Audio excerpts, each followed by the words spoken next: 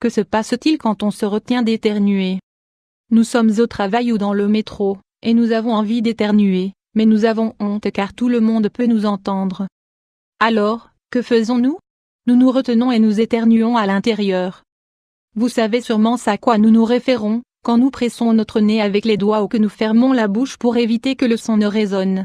Saviez-vous que ce geste n'est pas bon pour la santé? Dans cet article, nous allons vous expliquer pourquoi il n'est pas bon de se retenir d'éternuer et vous expliquer comment bien éternuer afin de ne pas souffrir de conséquences négatives. Pourquoi et comment éternuer? Il s'agit d'un mécanisme de défense du corps, plus concrètement, de l'appareil respiratoire, pour expulser l'air depuis les poumons à travers le nez et parfois, la bouche. C'est un acte de réflexe et compulsif qui se produit quand il y a une irritation. Ainsi, cela provoque une rapide et forte inhalation d'air qui passe aux poumons en peu de temps.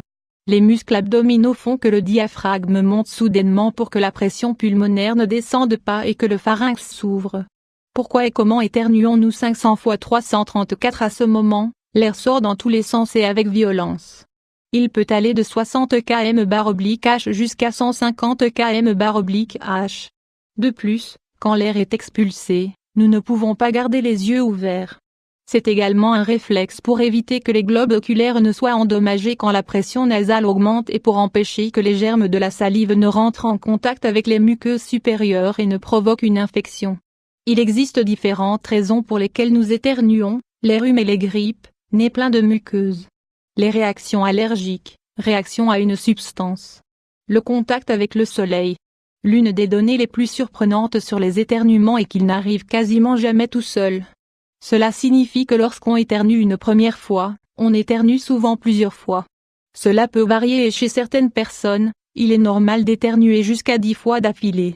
Cela arrive quand tout l'air accumulé n'a pu sortir des poumons ou quand la substance qui a déclenché l'éternuement n'est pas totalement partie.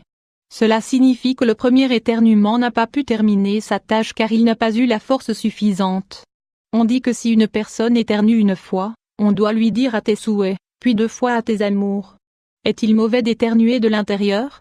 Système respiratoire 500 fois 334 Réprimer l'éternuement est très fréquent car nous avons un peu honte d'expulser la salive et les germes de tous les côtés. Quand nous étions petits, peut-être nous a-t-on dit que c'était mal poli, ou tout simplement que nous n'aimons pas la sensation que cela provoque. Cependant, les études médicales affirment que le fait d'éviter que l'air ne sorte par le nez peut être nocif pour la santé. Par exemple, réprimer l'éternuement produit les effets contraires à ceux qu'il devrait produire. Les particules irritantes ne s'expulsent pas vers l'extérieur, mais vers l'intérieur. La force de l'air agit contre les tissus du nez et peut provoquer des lésions dans les vaisseaux et les veines nasales.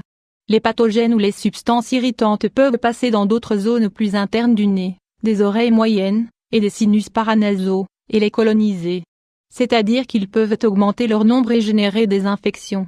D'autre part, quand l'éternuement est réprimé, il y a une augmentation de la pression dans le système respiratoire. Les dommages les plus fréquents ont un rapport avec les ruptures vasculaires comme, par exemple, les saignements de nez, les hémorragies dans les tympans ou la conjonctivite. De plus, le fait de se retenir d'éternuer provoque une inflammation dans les fosses nasales et les tympans, des maux de tête et d'oreilles, et même des altérations de l'audition.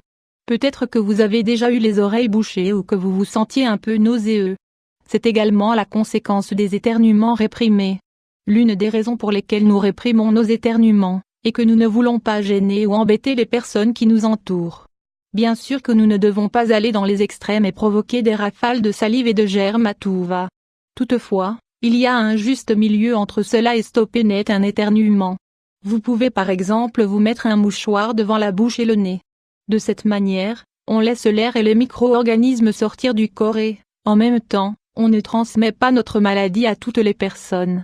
Une fois que vous avez jeté le mouchoir et que l'épisode des éternuements est terminé, au moins, pour le moment, il est fondamental de se laver les mains pour pouvoir éliminer les restes de bactéries et de virus. Faites-le avec de l'eau chaude et du savon neutre pendant 20 secondes, surtout avant de manger. Vous éviterez ainsi la propagation de plusieurs maladies comme, par exemple, la grippe, le rhume commun, la bronchiolite, l'hépatite, la diarrhée infectieuse.